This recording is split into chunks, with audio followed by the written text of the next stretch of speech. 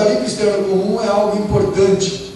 Eu quero lembrar a vocês, por isso todo mundo lembra, que quando o Itamar morreu, o Itamar era presidente, morreu agora, quando o Itamar era presidente, ele baixou todas as alíquotas de importação, todas, e encheu de loja de 1,99. Estava barato para nós comprarmos, mas o desemprego foi lá em cima. Não tinha empresa brasileira que conseguia competir com o 1,99. Teve que voltar às alíquotas. Então, por exemplo, sapato são 32%. Se baixar a zero, o sapato vai ficar 32% mais barato para nós. Mas todas as fábricas de calçados do Brasil e da Argentina fecharam. Então, é um desemprego enorme. Porque da China é mais barato. A roupa é a mesma coisa. Leite, leite acho que está em 27 agora, por cento. Então, a tarifa externa comum é para você fazer um mercado teu, mas para que você também impeça a competição dos outros no mercado. Porque senão você não consegue. Por isso que eu falo, é um bloco para inserir-se. É um bloco para você inserir-se nele de uma maneira soberana e que quem vai ganhar são aqueles que estão dentro do bloco, seja na geração de emprego. Então, hoje nós temos no Mercosul um grande déficit democrático. Quando a gente vai ver os direitos nossos, é um déficit enorme. Eu estou aqui numa universidade, há um debate importante sobre a questão de diplomas e certificados. Esse debate vai continuar por muitos anos, viu, gente? A Constituição brasileira diz que as universidades têm autonomia. Quem reconhece diploma não é o Ministério da Educação. Quem reconhece diploma são as universidades. Elas são que têm autonomia. Por isso que quando ela manda um professor para fora, ele volta e o diploma dele é reconhecido, a menos que tenha esses convênios da qual esteja envolvida a CAPES. A gente vai com bolsa da CAPES. Esse que eu ir lá, no Paraguai, Uruguai e na Argentina, e frequentar um curso, pega o certificado e volta, não será reconhecido, a menos que submeta todas as exigências que as universidades passam aqui. Agora, se eu dou uma bolsa da CAPES, como vocês vão, os professores vão para o exterior, mestrado, doutorado, é outra história. Então, o que tive essa semana na CAPES, inclusive, fazendo esse debate? Há uma tentativa de reconhecimento de algumas instituições, e essas instituições, é lógico que elas têm que ter o ok delas, né? As instituições é que têm que decidir, criar um grupo de instituições da quais os certificados são reconhecidos automaticamente por elas, por essas instituições. Mas isso significa um acordo entre essas instituições dentro do bloco do Mercosul. Então, esse déficit democrático vai continuar. O que não é muito diferente, ainda há problemas mesmo na União Europeia. Então, nós temos hoje alguns desafios do Mercosul. Eu vou encerrando, que é a proposta de vocês, quais são esses desafios. Né?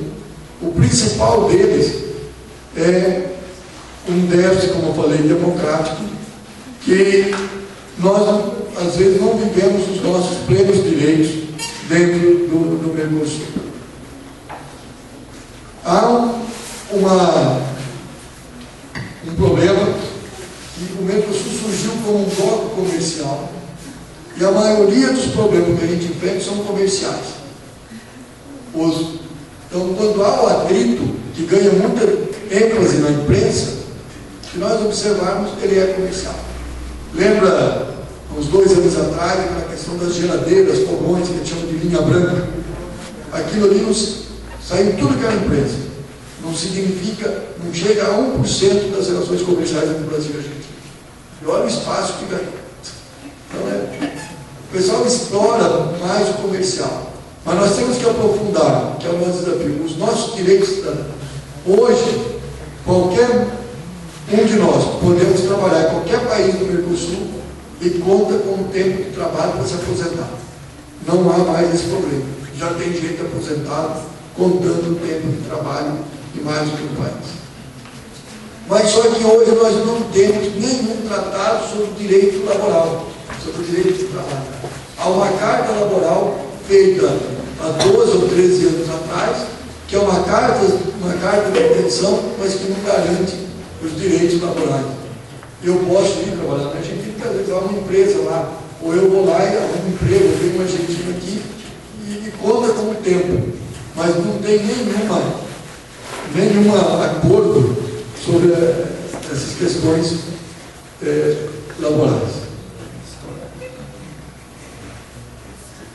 Há uma oposição muito grande ao Mercosul.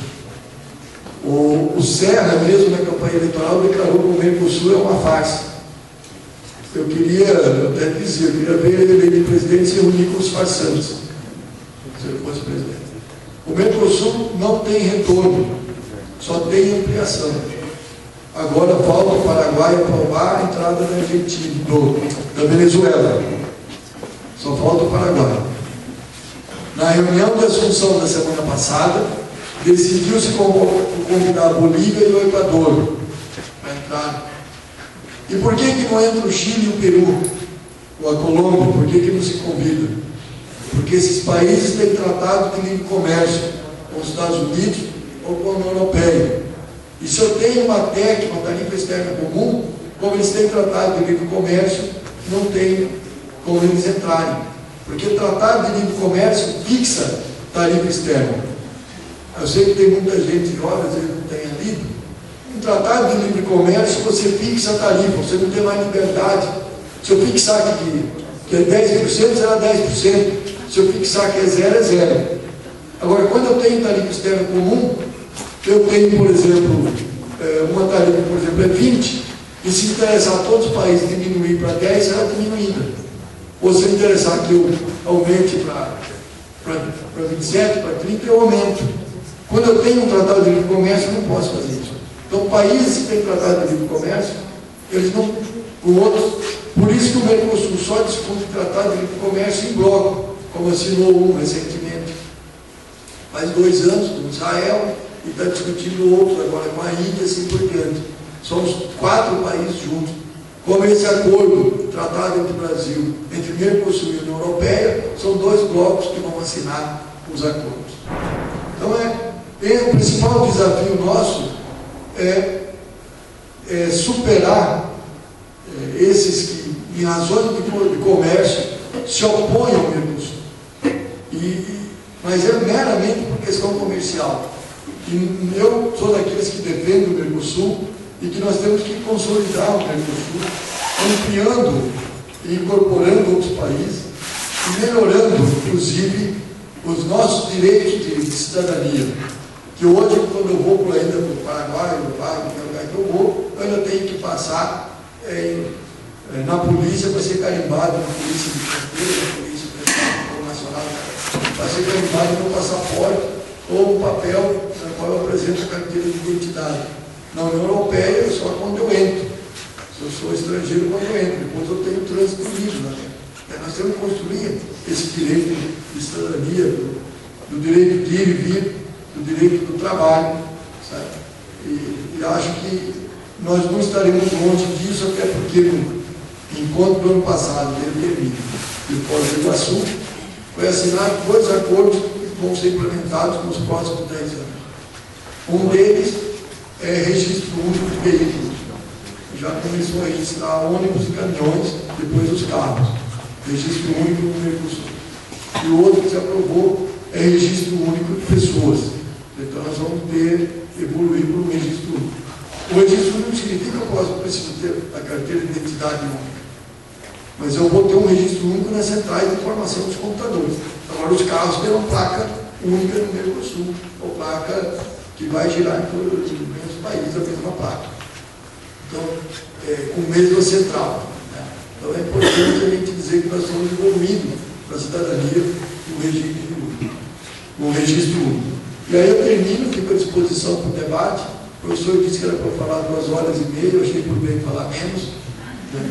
Porque quando ele me deu o microfone, eu falo quanto tempo quiser. Porque vocês sabem que deputado com o microfone na mão é um perigo. Né? A sorte de vocês é que não é ano de eleição, daí não vou pedir voto. Há uma, não sei se é verdadeiro, me contaram uma vez, se é verdadeiro, vocês que estudam história, talvez podem até apreciar, que uma vez pediu um político, alguém pediu para o Voltaire fazer um discurso para ele. E o Voltaire, depois de uma semana, entregou um texto muito longo e disse para a pessoa: olha, o texto é longo, porque eu não entendo nada daquilo que você pediu para escrever. Eu tive que escrever muito.